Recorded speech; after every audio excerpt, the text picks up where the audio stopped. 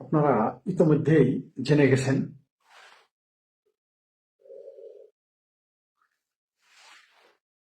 যে পাকিস্তানের বেলুচিস্তানে train hijack করেছিল বিএলএ, বেলুচিস্তান লিবারেশন আর্মি। যারা এই ট্রেনের প্যাসেঞ্জারদের হাইজ্যাক করেছিল তাদের বিভিন্ন দাবি দেওয়া নিয়ে পরবর্তীতে পাকিস্তানের সেনাবাহিনী তাদের উদ্ধার করে। সেনাবাহিনীর মতে বেশ কিছু বিএলএফ এর যারা স্বাধীনতাপন্থী তারা মারা গেছে, আর বিএলএফ এর মতে তারাই অনেক সেনাবাহিনীর লোক মেরে ফেলেছে পাকিস্তানে। তার আগে একটু কিছু কথা বলি। ফিলিস্তিনের হামাসদের রূপ নিয়ে তারা দেখবেন যে বাংলাদেশ, পাকিস্তান, ভারত এরকম পোশাক পরে লাফালাফি করে, এমনকি কাশ্মীরের জঙ্গিদের নিয়েও তাদের মতো ড্রেস পরে লাফালাফি করে। তো ভাইজানেরা, আজ পর্যন্ত তো কোনোদিন দেখলাম না কোনো ভারতীয়, কোনো বাংলাদেশি বা অন্য কোনো দেশের মুসলমান বেলুচিস্তানে এই বিএলএ, বেলুচিস্তান লিবারেশন আর্মির মতো পোশাক পরে একটু ফালাফালি করতে। কোনোদিন তো দেখলাম না বাংলাদেশের কোনো স্কুলে বিএলএফ এর পোশাক পরে, বিএলএফ এর মুক্তিযোদ্ধাদের পোশাক পরে একটু ডিসপ্লে করতে দেখছেন? কোনোদিন দেখেন নাই, নামই শুনেন নাই, নামও জানেন না যে বেলুচিস্তানে বিএলএ নামে কিছু আছে। 7 দশক যাবৎ এদের উপরে নির্মম ভাবে নির্যাতন চালানো হচ্ছে। এরা স্বাধীনতার জন্য লড়াই করছে। স্বাধীনতার লড়াই কি ওটা বেলুচরা জানে? আমরা তো 9 মাসে হয়ে গেছি, ওরা 70 বছর যাবৎ যুদ্ধ করতেছে, আজ পর্যন্ত স্বাধীন হয়নি। তবে এবার মনে হয় হয়ে যাবে, খুব সম্ভবত এইবার এই নরেন্দ্র মোদীর আমলে বেলুচিস্তান স্বাধীন হয়ে যাবে, সম্ভাবনা রয়েছে। তার আগে আরেকটা দুঃসংবাদ দেই, বাংলাদেশে যারা হেফাজত করে পাকিস্তানি, জামাতি, হেফাজতি এবং যারা পেয়ারা পাকিস্তানি, তাদের আরেকটা দুঃসংবাদ দিই। আপনারা যারা পেয়ারে পাকিস্তানি আছেন না, তাদের যে অ্যাম্বাসেডর আছে না, পাকিস্তানের অ্যাম্বাসেডর ভিসা থাকতে আমেরিকা ঢুকতে পারেন। গজব বেজ্জতি কর দিয়া, গজব বেজ্জতি। কত বড় বেজ্জতি! ভারতের অবৈধ অভিবাসীদের আত্মাবিদে পাঠাই দিচ্ছে যে বাংলাদেশে ঈদ লাগছিল। হাই রে, ভারত বিরোধীদের আলাপ গো, তারা তো অবৈধভাবে গেছিল, তাই না? সেগুলোকে পাঠাইছে। কিন্তু পাকিস্তানের অ্যাম্বাসেডরকে গজব বেজ্জতি করে দিল, হাইকমিশনারকে কিক আউট করে দিল, অ্যাম্বাসি এই আমেরিকার এয়ারপোর্ট থেকে বের করে দিল, ঢুকতেই দিল না আমেরিকা। কত বড় বেজ্জতি! আজ পর্যন্ত শুনি বাংলাদেশ একটা প্যাসেঞ্জার বের করে দিছে, আমেরিকান এয়ারপোর্ট থেকে বাইরে করে দিছে, আমি শুনি নাই। কিন্তু আমেরিকার একজন অ্যাম্বাসেডর, যে আন্তর্জাতিক আইনে থাকে, তাকে বের করে দিল। এত বড় বেজ্জতি হয়ে গেল পাকিস্তান। চি চি চি চি। বাংলাদেশের এই খবর কিন্তু সবাই জানে না, কারো বললেন না আবার, তাহলে হেফাজত পাকিস্তান কানবে।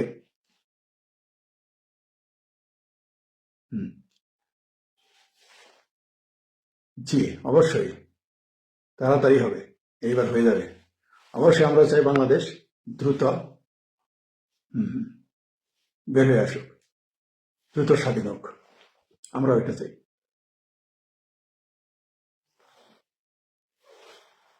ওই যে কি প্রসেনজিৎ দেব বার্মা লিখেছেন, আপনার কাকা নাকি রয়্যাল এজেন্ট ছিল। আপনার কাকা রয়্যাল এজেন্ট ছিল, আপনারা বলছে, আপনাকে এসে বলতেছেন যাদের চাষা রয়্যাল এজেন্ট বুঝে কোনোদিন এসে বলে যে তার রয়্যাল এজেন্ট ছিল, তাই না?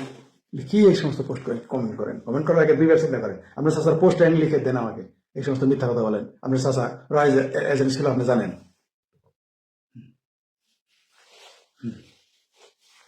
কে লিখেছেন কথাটা? প্রসেনজিৎ দেব। আপনি লিখে দেন, আমার চাষার র্যাঙ্ক লিখে দেন, আমি দেখি, আমি চাষার কাছে একটু শুনি। যাই হোক, ওটা বিষয় বলছিলাম যে গজব বেজ্জিত পাকিস্তান হয়ে গেছে, সংসদে আলোচনা হচ্ছে। আবার বেলুচিস্তানের যে চিফ মিনিস্টার সিএম, সে আবার উল্টাপাল্টা কথা বলতে, সে বলতেছে তারা নাকি ভালোবাসা নিয়ে বেলুচদের কাছে যায়, সন্ত্রাসীরা এগুলো সন্ত্রাসী। বাংলাদেশও লেখে এদেরকে সন্ত্রাসী লেখে, কাশ্মীরের কথা লেখে মুক্তিযোদ্ধা, আর বাংলাদেশে বিএলএ নিয়ে লেখে সন্ত্রাসবাদী। মানে আর পাকিস্তান ভাঙার বেদনা যে ভারতের কথা হলে তাহলে লিখতে স্বাধীনতা কেন? কিন্তু পাকিস্তানের ব্যাপার যে এটা বলবে, জানাই না। আপনি জিজ্ঞেস করেন বাংলাদেশের মসজিদে গিয়ে জিজ্ঞেস করেন, যে কোনো একটা ইমাম বেলুচ নিয়ে কথা বলতে পারবে না, তারা জানাই নাই করে না। এই বেলুচ আর্মিরা যে স্বাধীনতার জন্য লড়াই করতেছিল, একজন জানে না, কোনো মসজিদের ইমাম জানে না, কোনো মাদ্রাসা। এখানে আবার আমার ধর্মীয় ব্যাপারে কালার দিয়ে না কেন বললাম? এটা সত্য। কোনো মাদ্রাসা কোনদিন শুনছেন যে 70 বছর যাবৎ শুধু শুনেন কাশ্মীর কাশ্মীর কাশ্মীর, কাশ্মীরের স্বাধীনতা, বেলুচ স্বাধীনতা যোদ্ধাদের কথা শুনছেন? শুনেন নাই, কারণ ওটা আপনাদের শুনতে দেওয়া হয় না, ওটাকে ধামাচাপা দিয়ে রাখা হয়। কিন্তু সেখানে নির্যাতিত হচ্ছে প্রতিদিন প্রতি বছর হাজার হাজার মানুষ মারা যায়। আর এই বছর পাকিস্তানে 24 সালের থেকে 24-25টা শুরু, 24 সালে পাকিস্তানের পৃথিবীতে সন্ত্রাস কবলিত এলাকা যে দেশ বলা হয় যাকে, পৃথিবীতে পাকিস্তান হলো দ্বিতীয়। কারা যেন বাংলাদেশে পেয়ারা পাকিস্তানে হইতে চান, কারা যেন পাকিস্তান তাদের কাছে আইডল। তারা কান খুলকার শুনলে, আপনারা কানে খুলতে ময়লা থাকলে খোঁচাই শুনেন, পরিষ্কার তারপর শুনেন। পৃথিবীতে সন্ত্রাস কবলিত দেশ, তার মধ্যে 2 নম্বর হচ্ছে পাকিস্তান। বুঝতে পারছেন? যেখানে সবচেয়ে বেশি ক্যাজুয়ালিটি হয়, কত হাজার লোক প্রতিদিন সন্ত্রাস কবলিত হয়ে মারা যায় জানেন? প্রত্যেক জুম্মাবারে কয়টা বোমা মারে জানেন? খবর তারা জানেন না, খালি পেয়ারা পাকিস্তানি পাকিস্তানি ফাল মারেন। বুঝতে পারছেন? 99% মুসলমানের দেশ, মুসলমানের দেশে এত শান্তি, হ্যাঁ, এত শান্তি, সব মারা যায়। এখন আমি জানি, আমার বলবো যে নাস্তা এই মুহূর্তে ভারতে তালাম, এগুলো সত্য কিনা করো না, উচিত কথা অধিক তিতা, একটু তিতা লাগবেই। অভ্যাস করে দিয়েছে আপনাদের একটু একটু করে, অসুবিধা নেই। তারা হেফাজতে পাকিস্তান, এই যে যেটা তারা ট্রেনকে জিম্মি করে ফেললো, আমি চিন্তা করে দেখছেন, এই 1 বছরেই বেলুচরা তাদের যত সংঘাত এগুলো বাড়িয়ে দিয়েছে, রাতারাতি 50% বেড়ে গেছে। শুধুমাত্র বিদেশি সহযোগিতা না পাওয়ার জন্য তারা স্বাধীন হতে পারতেছে না, তাদেরকে বিভিন্নভাবে দাবিয়ে রাখা হয়েছে এই বেলুচদের। পাকিস্তানের বৃহত্তর খনিজ সম্পদ, পৃথিবীর সবচেয়ে বেশি খনিজ সম্পদ বেলুচিস্তানে, তাদেরকে পশ্চাৎপদ করে রাখা হয়, তাদের সম্পদ লুণ্ঠন করা হয়। বাংলাদেশ এগুলো বলবে না, কারণ এগুলো বললে একটু এদের একটু খারাপ লাগে, লজ্জা পায় আর কি। ইসলাম খত্র, এদের ইসলাম মানে ইসলাম খত্র হয়ে পড়ে না, মোল্লারা খত্র হয়ে পড়ে, পাকিস্তান খত্র হয়ে পড়ে। মোল্লারা যখনই খত্র হয়ে পড়ে তখন ইসলাম খত্রমে শর্ত লাগায়। জামাতের যখনই সাইডে ধরবেন তখন ইসলাম খত্রমে, হেফাজতের যখনই 500 রুমে ধরবেন তখনই বলবেন ইসলাম খত্রমে, পাকিস্তানের যখন বলবেন তুই শোষণ করস তখন বলবেন ইসলাম খত্রমে, কারণ এটা তাদের বিজনেস। ইসলাম খত্রমে নিয়ে আসে, আবার এদের সাথে আবার আসে কিছু সিংহ এদের সাথে তাল মিলায়, মিউজিক দেয়। ওইগুলো চলবে না। পাকিস্তান খুব দ্রুতই হয়তো একবার তো ভাঙছে, আরেকবার কোমর ভাঙবে। অলরেডি তো কিছু জায়গা তালেবানদের, কয়েকদিন আগে তালেবানদের হাতে এমন ঠেলা খাইছে, আফগানিদের হাতে এমন গজব বেঁচে দিয়েছে, এমন গজব মার গেছে।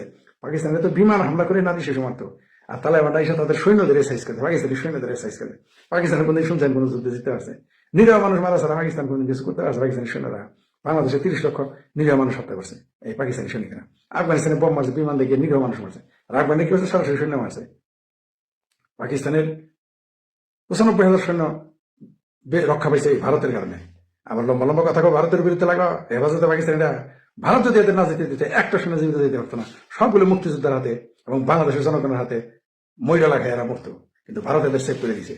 তারপরে ভারত পারে না, তারা ভারত সবচেয়ে খারাপ, পাকিস্তানের কাছে, বাংলাদেশের কাছে। যাই হোক, আমরা চাই বেলুচিস্তান স্বাধীন হোক। আমরা স্বাধীন বেলুচিস্তান, বেলুচদের সাথে আছি, কেননা বেলুচেরা আমাদের স্বাধীনতা 1971 আমাদের পক্ষে ছিল। সো আমরা বেলুচদের সাথে আছি, আমরা চাই স্বাধীন বেলুচ। শেখ ফরিদের গুরুত্বপূর্ণ বিশ্লেষণ ও তথ্য। আপনার পড়েন কি বলে, মানে খুবই তারা বন্ধু সুলভ। বেলুচ এত ভালো মানুষ আছে, ভালো মানুষ বলে এদের উপরে এত নির্যাতন করা হচ্ছে। এরা কিছু বেলুচ বদমাইশ বাটপার বেইমানের কারণে, নেতার কারণে তারা স্বাধীন হতে পারতেছে না।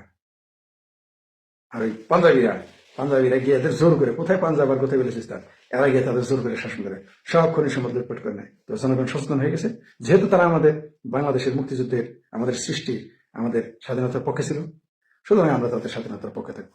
জয় বেলুচিস্তান।